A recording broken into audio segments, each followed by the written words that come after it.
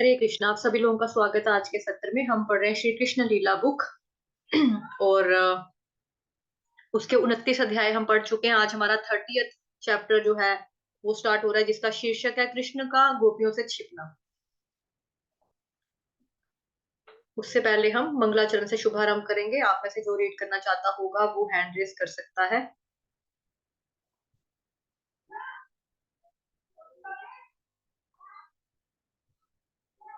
Okay. Shri मंगलाचरण।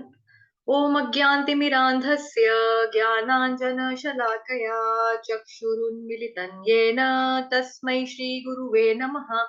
श्रीचैतन्यमनोभीष्टं स्थापितं येन भूतले स्वयं रूपः कदा मह्यं ददाति स्वपदान्तिकम्। वन्देऽहं श्रीगुरोः श्रीयुतपदकमलं श्रीगुरून् वैष्णवांश्च श्रीरूपं साग्रजातं सहगण रघुनाथान्वितं तं सजीवम् साद्वैतं सावधूतं परिजन सहितं कृष्ण चैतन्य देवम् श्री राधा कृष्ण पादान सहगण ललिता श्री विशाखान्वितांश्च नमः ओम विष्णुपादाय कृष्ण पृष्ठाय भूतले श्रीमते भक्ति वेदांत स्वामिन् इति नामिने। नमस्ते सारस्वते देवे गौरवाणी प्रचारिणे निर्विशेष शून्यवादी पाश्चात्य देश तारिणे। नमो महावदन्याय कृष्ण प्रेम प्रदायते कृष्णाय कृष्ण चैतन्य नामने गोर्द्विषे नमः। हे कृष्ण करुणा सिंधो दीनबंधो जगत्पते गोपेश गोपिका कांत श्री राधा कांत नमोस्तुते। तप्त कांचन गौरांगी श्री राधे वृंदावनेश्वरी वृषभानुसुते देवी प्रणमामि हरिप्रिये। वाञ्छाकल्पतरुभ्यश्च कृपा सिन्धुभ्येव च पतितानां पावनेभ्यो वैष्णवेभ्यो नमो नमः। जय श्री कृष्ण चैतन्य प्रभु नित्यानंद श्री अद्वैत गदाधर श्रीवासादि गौर भक्त वृंद। हरे कृष्ण कृष्ण कृष्ण हरे हरे हरे राम राम राम हरे हरे। हरे कृष्णा कृष्ण कृष्ण हरे हरे हरे राम राम राम हरे हरे हरे कृष्णा कृष्ण कृष्ण हरे हरे हरे राम राम राम हरे हरे हरे। हरे। कृष्ण कृष्ण हरे हरे हरे राम राम राम हरे हरे। हरे कृष्ण। सभी लोगों का स्वागत है आज के सत्र में। हमारे ग्रुप में दो लोग हैं जो मतलब जूम मीटिंग में दो लोग हैं जो आईफोन के नाम से जुड़े हैं। एक तो मैं आवाज पहचान गई, गीता माता जी की है। दूसरा आईफोन कौन है? आपको अनम्यूट किया हुआ ऑलरेडी। आप प्लीज अपने नाम से लॉग इन कर सकते हो। हरे कृष्णा। हरे कृष्णा। हाँ बोलो माता जी। नहीं, आप तो आपका नाम तो मेरे को पता है। आपके नीचे एक और आईफोन, वो कौन है? हाँ मेरे आईफोन से आया है वो। मैं हाँ। ही मेरा बेटा है स्टेट से। आने के बाद वो चेंज कराऊंगी, मैं मेरे नाम से ही कराऊंगी मैं। Okay okay. नहीं, एक और है कोई आपके अलावा, एक और आपके देखो ना, दो लोग हैं। हाँ मेरे वो मालूम नहीं कौन है। आप सुन पा रहे हैं? हरे कृष्णा। आपको अनम्यूट भी बार बार किया जा रहा है और आपसे रिक्वेस्ट भी की जा रही है कि आप अपना कैम जो है वो ऑन करिए। आप कौन है? अपना परिचय दीजिए। आप ऑलरेडी हमारी क्लासेस में आते हैं पहले?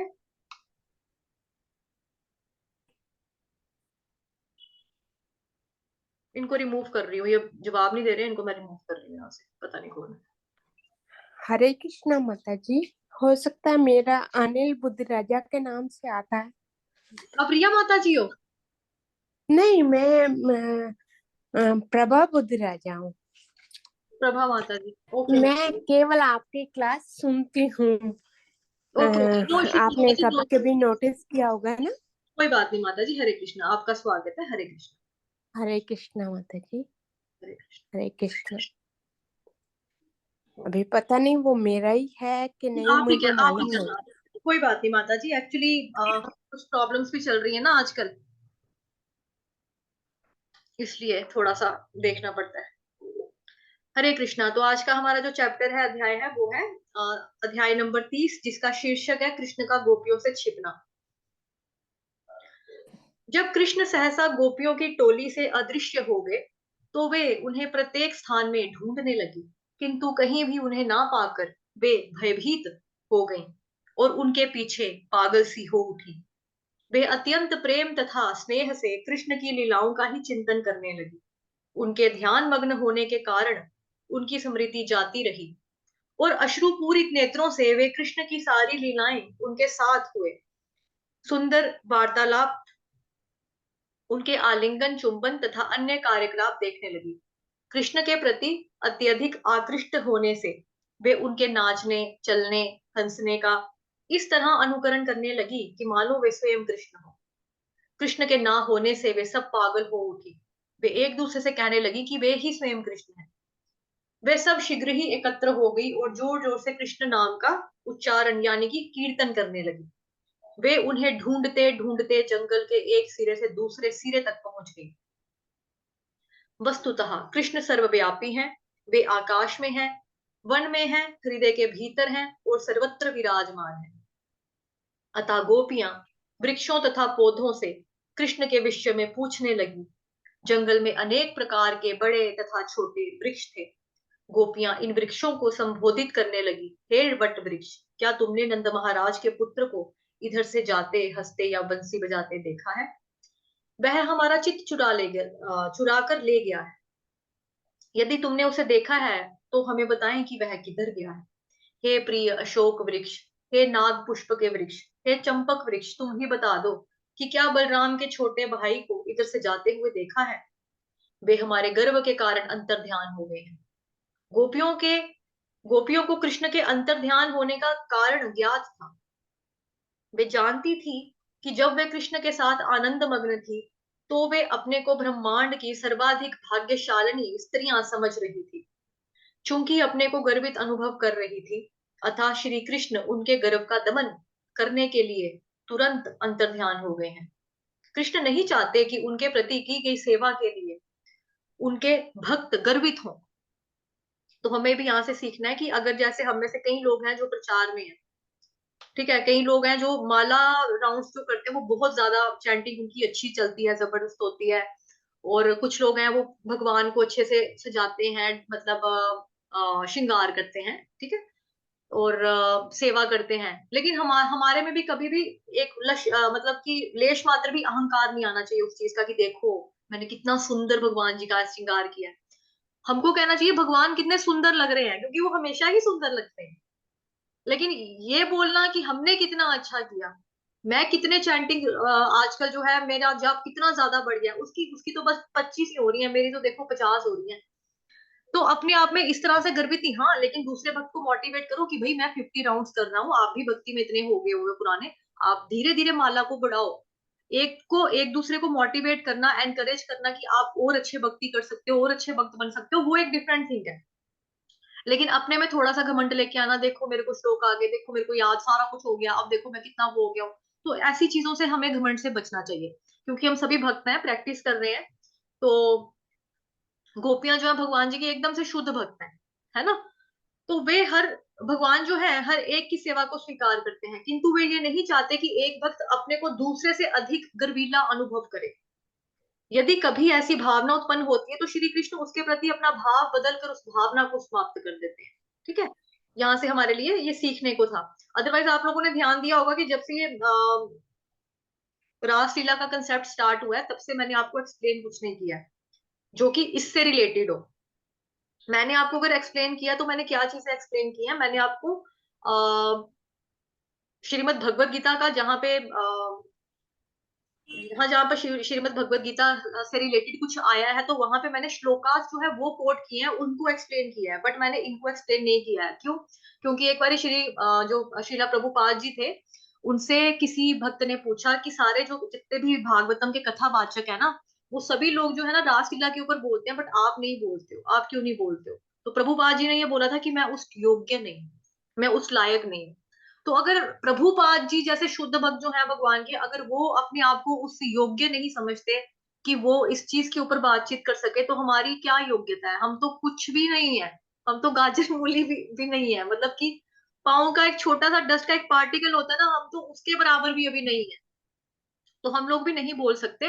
लेकिन हाँ, जहां पर हमको समझने के लिए कुछ मिलता है यहाँ से, कि जैसे यहाँ पे हमें बताया है कि भक्त को कभी भी ना गर्व गर्व महसूस नहीं करना चाहिए कि देखो मैं कितना अच्छा भक्त बन रहा हूँ, मैं देखो कितना अच्छा हो गया हूँ, ऐसे नहीं करना चाहिए। उससे क्या होगा, मतलब घमंड वाले भाव से नहीं करना चाहिए। उससे क्या होगा कि कृष्ण भगवान जो है वो भाव जो है वही खत्म कर देते हैं। तो सीखने के लिए जो जो होता है, जो श्लोकास जहाँ पे मैंने कोट किए, जो श्लोकास मैंने पिछले चैप्टर्स में आप लोगों ने देखा होगा कि जो मैंने कोट किए बार बार, वो श्रीमद् भगवत गीता के आपके 9th अध्याय का था, जिसका परम गुह्य ज्ञान है। 14th चैप्टर से मैंने श्लोकास जो थे वो कोट किया था। फर्स्ट चैप्टर से एक श्लोक मैंने कोट किया था जिसमें बताया गया था कि कृष्ण भगवान को ऋषिकेश कहा जाता है। पांच जन्यम ऋषिकेश देवदत्त, है ना, ये वाला श्लोक मैंने कोट किया था। तो मैंने ऐसे ऐसे करके कोट किया, बट इसके बारे में बातचीत मैंने भी नहीं की है, क्योंकि मेरी भी इतनी हैसियत या मेरी भी इतनी औकात नहीं है कि मैं इसके बारे में बातचीत करूं। ठीक है। तो आप लोग जो हमको सीखने के लिए मिलता है जो चीज, तो वो मैं आप लोगों को बता देती हूँ कि भाई हमको यहाँ से ये चीज सीखना है कि हमें कभी भी अपनी भक्ति को लेकर भी गर्व महसूस नहीं करना है। दूसरों को मोटिवेट करना अच्छी बात है, ठीक है, वो करो, क्योंकि ताकि आपसे भी आपका जो भक्त है या आपका जो खुद का ही बच्चे होते हैं हमारे घर में, वो हमसे हमारी भक्ति को देखकर हमसे सीखते हैं कि हम भी, मम्मा अगर जाप कर रहे हैं, मम्मा माला कर रहे हैं, तो मैं भी चलो कर लेता हूँ, है ना। वो अलग चीज है। लेकिन अपने आप में घमंड का भाव लेकर आना, तो फिर क्या होता है, भगवान क्या करते हैं, उसके प्रति अपना भाव बदलकर उस भावना को ही समाप्त कर देते हैं। तो एक तरह का ये अपराध है जिससे हमको बचना चाहिए, घमंड का अपराध, ठीक है, घमंड नहीं करना। तब गोपियां तुलसी के वृक्षों को संबोधित करने लगी, हे तुलसी, तुम कृष्ण को अत्यंत प्रिय हो, क्योंकि तुम्हारे पत्ते यानी कि दल उनके चरण कमलों पर चढ़ते हैं। हे मालती, हे मल्लिका, हे चमेली, हमें दिव्य आनंद प्रदान करने के बाद इधर से जाते हुए श्री कृष्ण ने तुम सबका अवश्य स्पर्श किया होगा। क्या तुमने माधव को इस ओर से जाते हुए देखा है? हे आम्र वृक्ष, हे कटहल, हे नाशपति, हे असन वृक्षों, हे जामुन बेल वृक्षों तथा कदम्ब पुष्प के वृक्ष, तुम सब यमुना के तट पर रहने के कारण अत्यंत पवित्र हो, इधर से अवश्य गए होंगे। क्या तुम सब बता सकोगे कि वो किस ओर गए हैं? तत्पश्चात गोपियों ने जिस पृथ्वी पर वे चल रही थी उसे संबोधित करना प्रारंभ किया। हे पृथ्वी, हमें ज्ञात नहीं कि आपने कृष्ण के चरण चिन्हों को अपने ऊपर धारण करने के लिए कितना तप किया होगा। आप बड़ी प्रसन्न चित्त हैं। ये प्रमुदित वृक्ष तथा पौधे ही आपकी रोमावलियां हैं। श्री कृष्ण अवश्य ही आप पर अत्यधिक प्रसन्न रहे होंगे, अन्यथा वराह के रूप में उन्होंने आपका आलिंगन क्यों किया होता? जब आप जलमग्न थी तो उन्होंने आपका सारा भार अपने दांतों पर उठाकर आपका उद्धार किया था।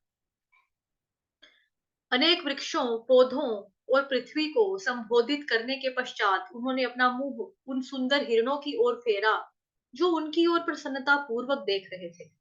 उनको संबोधित करते हुए गोपियों ने कहा, ऐसा लगता है कि साक्षात परम नारायण कृष्ण अपनी संगिनी लक्ष्मी समेत अवश्य इस रास्ते से होकर गुजरे होंगे, अन्यथा यह कैसे संभव है कि यहाँ समीर में उनके पुष्पहार की सुगंध लक्ष्मी जी के वक्षस्थल में लेप किए गए कुमकुम की सुगंध से युक्त अनुभव की जा रही हो। ऐसा लगता है कि वे यहाँ से अवश्य गुजरे होंगे और उन्होंने तुम्हारे शरीरों को स्पर्श किया होगा, जिसे तुम सब इतने प्रसन्न लग रहे हो और हमारी ओर करुण दृष्टि से देख रहे हो। अतः कृपा करके हमें बता सकोगे कि कृष्ण किधर गए हैं? कृष्ण वृंदावन के शुभ चिंतक हैं। वे तुम पर उतने ही दयालु हैं जितने हम पर, अतः हमें त्यागने के बाद वे अवश्य ही तुम लोगों के संग रहे होंगे। हे भाग्यशाली वृक्षों, हम बलराम के छोटे भाई कृष्ण का चिंतन कर रहे हैं। वे अपना एक हाथ लक्ष्मी देवी के कंधे पर रखें और दूसरे हाथ में कमल का पुष्प घुमाते हुए इधर से गए होंगे और तुम लोगों के नमस्कार करने पर भी प्रसन्न हुए होंगे और तुम सबको प्रसन्नता पूर्वक निहारा होगा। तब कुछ गोपियां अपनी अन्य गोप सखियों को संबोधित करने लगी, सखियों, तुम इन लताओं से क्यों नहीं पूछ रही जो इन विशाल वृक्षों का प्रसन्नता पूर्वक आलिंगन कर रही हो, मानो वे इनके प्रति इनके पति हों। ऐसा लगता है कि इन लताओं के फूलों को कृष्ण ने अपने नखों से अवश्य ही स्पर्श किया होगा। अन्यथा वे इतने प्रसन्न क्यों हैं? जब गोपियां श्री कृष्ण को इधर उधर खोजकर थक गई तो वे प्रमताओं की तरह बातें करने लगी। वे कृष्ण की विविध लीलाओं का अनुकरण करके अपने आप को संतुष्ट करने लगी। एक ने पूतना राक्षसी का अनुकरण किया और दूसरी ने कृष्ण बनकर उनका स्तनपान किया। एक गोपी छकड़ा बन गई और दूसरी इस छकड़े के नीचे लेटकर अपनी टांगे हिलाने लगी, जिससे वे छकड़े के पहियों को छू जाए, जिस प्रकार कृष्ण ने शक्टासुर का वध करने के लिए किया था। एक गोपी बालक कृष्ण का अनुकरण करते हुए भूमि पर लेट गई और एक गोपी तृणावृत बनकर उन नन्हे बालक कृष्ण को बलपूर्वक आकाश में उठा ले गई। एक गोपी ने कृष्ण का अनुकरण घुटनों के बल चलते तथा अपनी शुद्र घंटिका बजाते हुए किया। दोनों गोपियां कृष्ण तथा बलराम बनी और अन्य अनेक गोपियां ग्वाल बाल बन गई। एक गोपी ने बकासुर का रूप धरा और दूसरी ने बलपूर्वक पृथ्वी पर गिरा दिया। जैसे बकासुर गिरा था, उसका वध हुआ था, उसी प्रकार एक अन्य गोपी ने वत्सासुर को हराया। जिस प्रकार कृष्ण अपनी गायों को उनके नाम लेकर पुकारते थे, उसी प्रकार गोपियां उनका अनुकरण करने लगी और गौओं को उनका नाम लेकर पुकारने लगी। एक गोपी बांसुरी बजाने लगी और दूसरी वैसे ही उसकी प्रशंसा करने लगी, और जिस प्रकार ग्वाले कृष्ण की बंशी बजाते समय करते थे। एक गोपी दूसरी गोपी को अपने कंधों पर उसी प्रकार चढ़ाने लगी जिस प्रकार कृष्ण अपने ग्वाल मित्रों से करते थे। जो गोपी अपनी सखी को इस तरह कंधे पर चढ़ाई थी, वह शोक मनाने लगी कि मैं कृष्ण हूं, तुम सब मेरी चाल क्यों नहीं देखती। एक गोपी ने अपने वस्त्र और हाथ उठाते हुए कहा, अब मूसलाधार वर्षा तथा प्रबल चक्रवात से मत डरो, मैं तुम सबको बचाऊंगी। इस प्रकार उसने गोवर्धन पर्वत धारण करने का अनुकरण किया। एक गोपी अपना पैर दूसरी गोपी के सिर पर बलपूर्वक रखते हुए बोली, हे दुष्ट कालिये, मैं तुम्हें कठोर दंड दूंगी। तुम इस स्थान को छोड़ दो। इस पृथ्वी पर मेरा अवतार सभी तरह के दुष्टों को दंड देने के लिए हुआ है। दूसरी गोपी अपनी सखियों से बोली, देखो ना, दावाग्नि की लपटें हमें लीलने आ रही हैं। अपनी आंखें बंद करो, मैं तुम्हें इस आसन्न संकट से तुरंत बचा लूंगी। इस प्रकार सभी गोपिकाएं कृष्ण की अनुपस्थिति से उन्मत्त हो रही थी। उन्होंने कृष्ण के विश्व में पेड़ों से पौधों से पूछा। कई स्थानों पर उन्हें चरण चिन्ह दिखाई पड़े, जिनमें ध्वजा, कमल, त्रिशूल, ब्रज आदि अंकित थे। इन चरण चिन्हों को देखकर वह फूट फूट कर रो पड़ी, अरे ये तो कृष्ण के पैरों के चिन्ह हैं। सारे लक्षण ध्वजा, कमल, पुष्प, त्रिशूल और वज्र जैसे स्पष्ट दिख रहे हैं। वे उन पाद चिन्हों का अनुकरण करने लगी, तभी उन्हें पास से दूसरे चरण चिन्ह दिखाई पड़े। वे अत्यंत दुखी हुई और बोल उठी, प्यारी सखियों, जरा देखो ना, ये दूसरे चरण किसके हैं? ये महाराज नंद के पुत्र चरण चिन्हों के पास पास है। निश्चय ही कृष्ण किसी अन्य गोपी पर अपना हाथ टेके इधर से उसी प्रकार गए हैं, जिस तरह हाथी अपनी प्रिया के साथ चला जाता है। अतः हमें यह जान लेना चाहिए कि इस विशिष्ट गोपी ने कृष्ण की सेवा हम सबों से अधिक प्रेम तथा स्नेह से की है, इसीलिए वे हम सबका त्याग कर भी उसका संग हम नहीं छोड़ पाए। वे उसे अपने साथ लेते गए हैं। सखियों, जरा विचारो कि इस स्थान की दिव्य धूलि कितनी धन्य है। कृष्ण की चरण धूलि की पूजा ब्रह्मा, शिव तथा लक्ष्मी देवी तक करती है, किंतु हमें इसका दुख है कि यह विशिष्ट गोपी कृष्ण के साथ गई है और वह हमें विलाप करती छोड़ने के लिए कृष्ण के चुंबनों का अमृत पान कर रही है। हे सखियों, जरा देखो तो, इस स्थान पर हमें उस गोपी के चरण चिन्ह दिखाई नहीं दे रहे। ऐसा लगता है कि यहाँ सूखी घास के कांटे थे, इसलिए श्री कृष्ण ने राधा रानी को अपने कंधे पर उठा लिया होगा। ओहो, कितनी प्यारी है। कृष्ण ने राधा रानी को प्रसन्न करने के लिए यहाँ पर कुछ फूल तोड़े होंगे। यहाँ पर वे ऊंची डालों से फूल तोड़ने के लिए सीधे खड़े हुए होंगे, अतः हमें उनके अधूरे चरण चिन्ह दिखाई दे रहे हैं। सखियों, देखो ना, यहाँ पर राधा रानी के साथ बैठकर किस तरह कृष्ण ने उनके बालों में फूल सजाए होंगे। तुम इतना निश्चय जानो कि यहाँ पर वे दोनों बैठे थे। कृष्ण आत्मा राम है, उसे किसी अन्य उन्हें किसी अन्य स्रोत, ठीक है, स्रोत से किसी आनंद को भोगने की आवश्यकता नहीं। फिर भी अपने भक्त को प्रसन्न करने के लिए उन्होंने राधा रानी के साथ वैसा ही व्यवहार किया जिस प्रकार एक कामी तरुण अपनी प्रेमिका के साथ करता है। कृष्ण इतने दयालु हैं कि वे अपनी सखियों द्वारा उत्पन्न समस्त उत्पातों को सहन करते हैं। इस प्रकार सारी गोपियां उस विशिष्ट गोपी के दोषों का वर्णन करने लगी जिससे कृष्ण अकेले ले गए थे। वे कहने लगी कि प्रमुख गोपी राधा रानी अपने को सर्वश्रेष्ठ गोपी समझकर अपने पद पर गर्वित होगी, तो भी कृष्ण हम सबको एक और छोड़कर उसे ही अकेले कैसे ले गए, जब तक वह अद्वितीय सुंदरी ना हो। वह कृष्ण को घने जंगल में ले जाकर बोली होगी, हे प्रिय कृष्ण, मैं अब बहुत थक गई हूँ, मैं अब और नहीं चल सकती, अब आप मुझे चाहे ले जाएं लेकिन उठाकर ले जाओ। जब कृष्ण ने उसे इस तरह कहा होगा तो उन्होंने भी राधा रानी को कहा होगा, अच्छा तुम मेरे कंधे पर चढ़ जाओ। किंतु कृष्ण तुरंत अदृश्य हो गए होंगे और अब राधा रानी उनके लिए विलाप कर रही होगी, मेरे प्रेमी, मेरे प्रियतम, आप इतने अच्छे और शक्तिशाली हैं, आप कहाँ गए? मैं आपकी परम आज्ञाकारिणी दासी हूँ, मैं अत्यधिक दुखी हूँ, कृपया आइए और पुनः मेरे साथ हो लीजिए। किंतु कृष्ण उसके पास नहीं आ रहे होंगे, वे उसे दूर से देख देख कर उसके शोक से आनंदित हो रहे होंगे। तदंतर सभी गोपियां कृष्ण की खोज में जंगल के भीतर दूर तक चली गईं। किंतु जब उन्हें पता लगा कि सचमुच ही श्री कृष्ण ने राधा रानी को अकेले छोड़ दिया है, तो वे अत्यंत दुखी हुई। यही कृष्णा भावनामृत की परीक्षा है।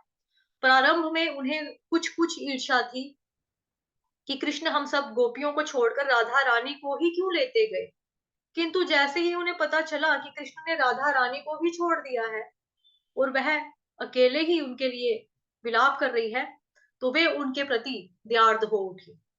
गोपियों को राधा रानी मिल गई और उससे उन्होंने सब कुछ सुना कि किस तरह उन्होंने कृष्ण से के साथ दुर्व्यवहार किया और किस तरह उन्हें गर्व हुआ और फिर अपने गर्व के लिए अपमानित होना पड़ा। यह सब सुनकर गोपियां सचमुच उसके प्रति दयार्द्र हो उठी। तब राधा रानी समेत सारी गोपियां जंगल में तब तक आगे बढ़ती गईं जब तक उन्हें चांदनी दिखनी बंद ना हो गई। जब उन्होंने देखा कि क्रमशः अंधकार होता जा रहा है तो वे रुक गई। उनके मन तथा बुद्धि कृष्ण के विचारों में मग्न हो गए।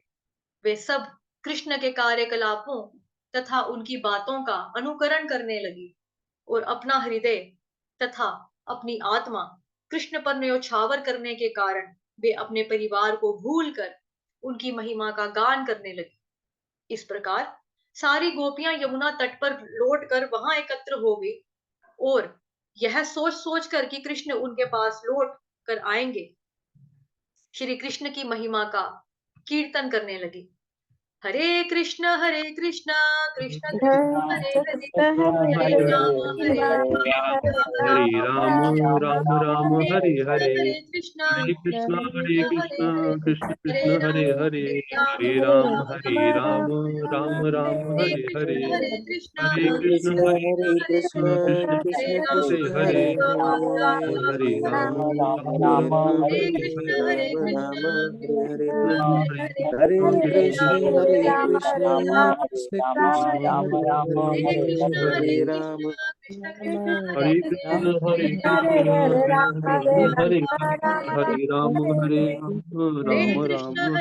हरे Krishna, हरे, Hare हरे Hare, कृष्ण Hare कृष्ण कृष्ण हरे Hare हरे, Krishna, Hare हरे Krishna, Ram Krishna Krishna, Hare हरे Hare, हरे, Hare Rama, Hare Rama, हरे Rama Krishna Rama, Hare Hare, Hare Hare, Hare हरे Ram Krishna, Hare Krishna, Krishna Krishna, Hare हरे Hare, Ram Hare Rama, Hare Rama, Rama हरे Rama, Krishna Hare Hare, Hare Krishna, Hare हरे Krishna, हरे, Krishna हरे Krishna, Hare हरे Hare, Ram Hare Rama, Hare हरे Rama, हरे, Rama Rama, Hare हरे Hare, Krishna Krishna Krishna Krishna, हरे Hare हरे, Hare, Hare हरे Rama, Hare Rama, Rama Rama, Hare Hare, Hare Krishna Krishna, Hare Krishna Krishna, हरे Krishna हरे, Krishna, Hare हरे Hare, Ram Hare Rama, Hare Rama, Rama Rama, Hare Hare, Hare Krishna, Hare Krishna, Krishna Krishna, Hare Hare, Hare Rama, Hare Rama, Rama Rama, Hare Hare, Hare Krishna, Hare Krishna, Krishna Krishna, Hare Hare, Hare Rama, Rama Rama, Hare Hare. हरे कृष्णा। तो हमारा ये जो chapter है ये भी पूरा हुआ। इस प्रकार लीला पुरुषोत्तम भगवान श्री कृष्ण के अंतर्गत कृष्ण का गोपियों से छिपना नामक 30वें अध्याय का भक्ति वेदांत तात्पर्य पूर्ण हुआ। तो जैसा कि मैंने आप लोगों को बताया कि हम लोग इस योग्य ही नहीं है कि हम इसके टॉपिक के ऊपर कुछ चर्चा कर सके, बातचीत कर सके, क्योंकि अपराध लगने के चांसेस हो जाते हैं। ठीक है, तो अभी हम में से वैसे तो हमने कुछ भी एक्सप्लेन नहीं किया है इसमें से। जहां जहां पे श्रीमद् भगवत गीता के श्लोकास के बारे में आ रहा था, वहां पे मैंने श्लोकास को कोट करते हुए श्लोकास को एक्सप्लेन किया है श्रीमद् भगवत गीता के। लेकिन कहीं पर भी मैंने रासलीला का कंसेप्ट या गोपी का बिछड़ना, छिपना, विरा या गोपी गीत जो आगे आने वाला है, उसके ऊपर मैंने कुछ भी चर्चा नहीं की है।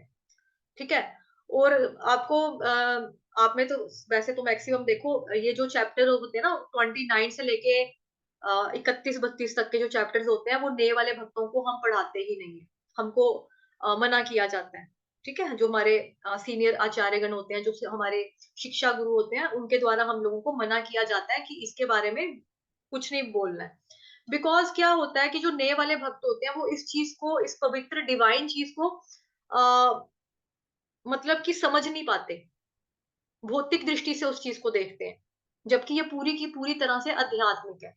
तो इस वजह से हम लोगों को मना किया जाता है वैष्णवों के द्वारा, आचार्यगणों के द्वारा, कि इस चैप्टर को, इन कंसेप्ट को टच नहीं करना है। बिकॉज हम लोग भी उतना योग्य नहीं है, प्लस समझने वाले की भी इतनी अभी बुद्धि नहीं है।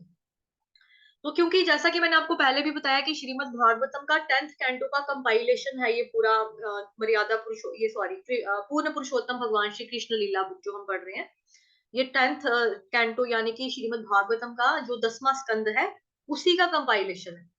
तो आपको ये भी पता है कि पहले फर्स्ट कैंटो पढ़ते हैं, second, third, fourth, 5, 6, 7, 8, 9, 10, but Kartik मास में हमको बोला गया कि ये वाली बुक जो है आप शुरू करो, तो हम लोगों ने शुरू की अपने सीनियर डिवोटीज और जो हमारे शिक्षक गुरु है उनके कहने के ऊपर।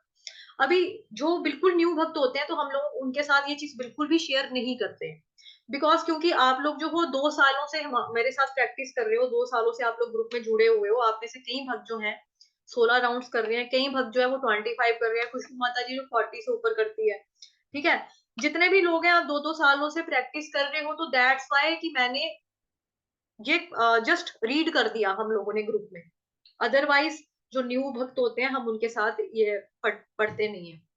ठीक है, ताकि मतलब अपराध होने के चांसेस हो जाते हैं, क्योंकि जो नए भक्तजन होते हैं वो अपने हिसाब से मन गढ़ंत थोड़ा सा जोड़ जाड़ कर वो करने की ट्राई करते हैं, तो वो भी अपराध, मतलब कुछ भी सोच समझना होता है ना, ऐसा थोड़ा अपराध होने के चांस होते हैं। तो इसीलिए हमको मना किया जाता है। बाकी जो मतलब हमने कुछ भी एक्सप्लेन नहीं किया, रीजन मैंने आपको बता दिया कि क्यों एक्सप्लेन नहीं किया।